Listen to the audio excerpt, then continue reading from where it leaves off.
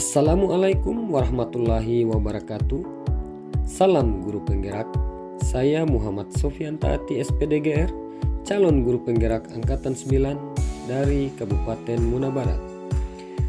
Pada kesempatan kali ini, saya akan memaparkan kesimpulan dan refleksi modul 1.1 tentang filosofi pemikiran Ki Hajar Dewantara.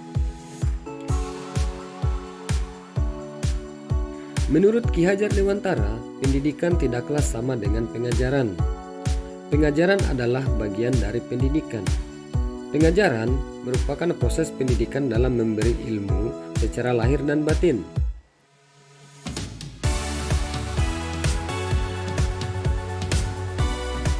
Sedangkan pendidikan memberi tuntunan terhadap segala kekuatan-kekuatan yang dimiliki anak agar ia mampu mencapai keselamatan dan kebahagiaan yang setinggi-tingginya, baik sebagai seorang manusia maupun sebagai anggota masyarakat.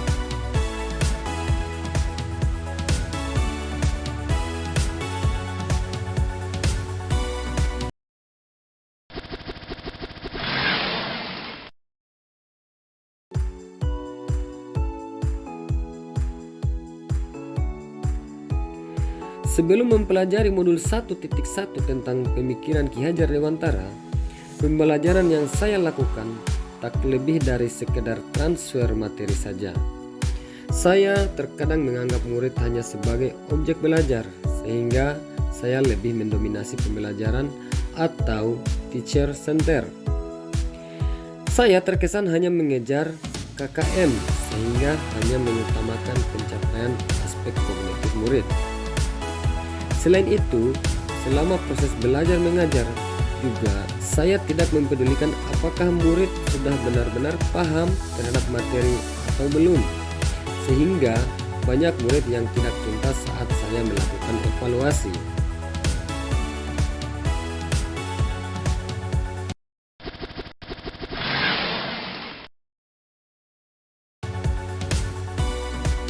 Setelah saya mempelajari modul 1.1 tentang pemikiran Ki Hajar Dewantara, saya menyadari bahwa apa yang saya lakukan dalam proses belajar mengajar tidaklah tepat.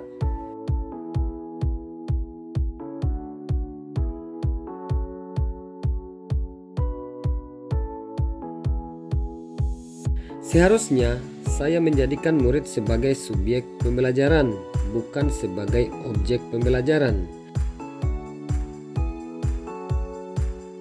Sehingga murid memiliki kebebasan berekspresi, mengemukakan pendapat, dan berkreasi, yang kemudian murid lebih mendominasi pembelajaran atau proses pembelajaran lebih terpusat pada murid.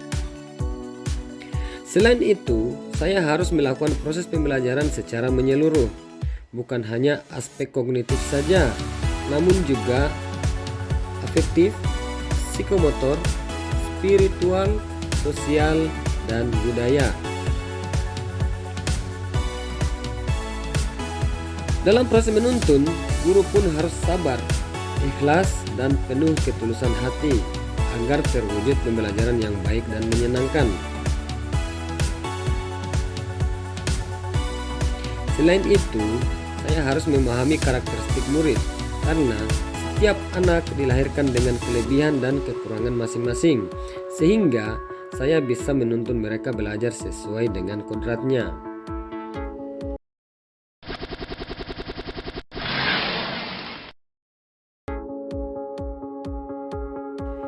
Yang dapat segera saya terapkan dalam pembelajaran di kelas antara lain: memetakan kebutuhan belajar setiap murid sehingga mereka dapat belajar sesuai dengan karakter dan kebutuhannya. Berikutnya, saya akan merancang pembelajaran yang interaktif dan menyenangkan dengan menjadikan murid sebagai subjek pembelajaran sehingga pembelajaran lebih terpusat pada murid. Selain itu, saya akan menerapkan pembelajaran abad 21, yakni berpikir kritis, kreatif, kolaboratif, dan komunikatif.